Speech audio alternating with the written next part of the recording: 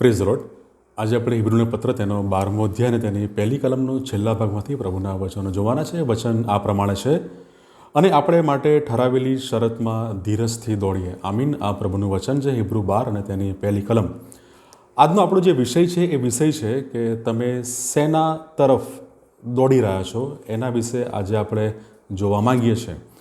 દરેક વ્યક્તિ હાલના સમયમાં એ દોડ ભાગ વળી જિંદગી એ જીવી રહ્યું છે.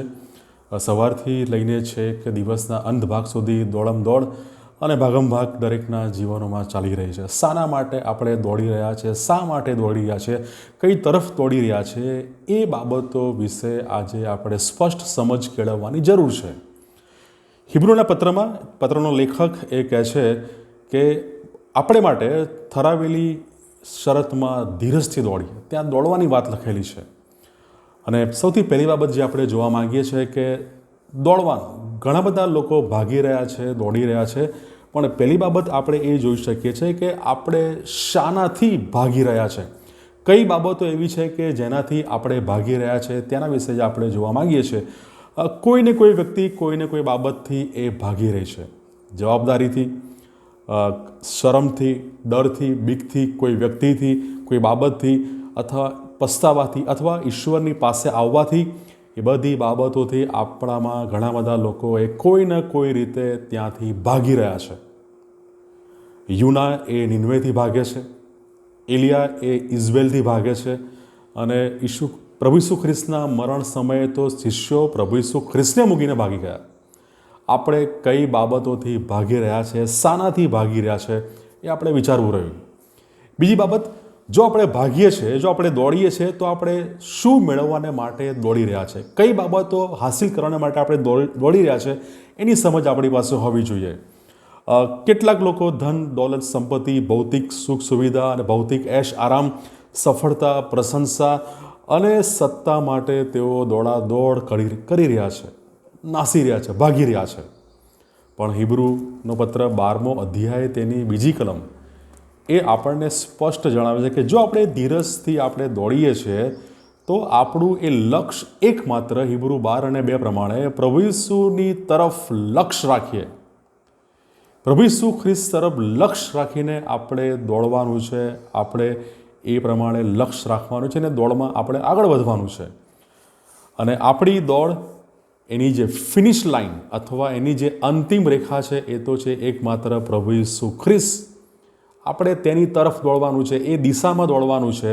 પણ ઘણા બધા લોકો એ દિશાહીન એ દોડી રહ્યા છે.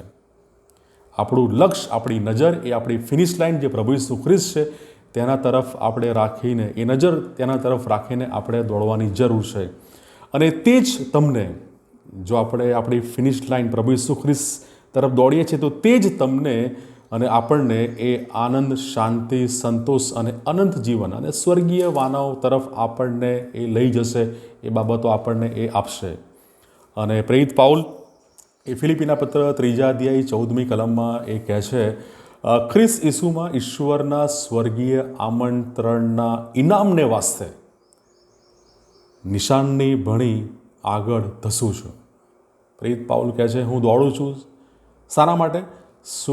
ઈશ્વરના સ્વર્ગીય આમંત્રણના ઇનામને લીધે, ઇનામને માટે, સ્વર્ગીય ઇનામને વાસ્તે હું એ નિશાન, હું એ પ્રભુ ઈસુ ખ્રિસ્ત તરફ એ આગળ વધું છું, આગળ દોડું છું. પ્રેરિત પાઉલનું નિશાન, એ લક્ષ્ય એ બહુ જ ક્લિયર હતું. એક જ નિશાન પ્રભુ ઈસુ ખ્રિસ્ત, તેમની તરફ. અને એમનો હેતુ દોડવાનો, એક જ હેતુ દોડવાનો કે ઈશ્વરના સ્વર્ગીય આમંત્રણને ઇનામને વાસ્તે પ્રેરિત પાઉલ એ પ્રભુ ઈસુ ખ્રિસ્ત તરફ લક્ષ્ય રાખીને એ પોતાની જીવનની દોડે છે.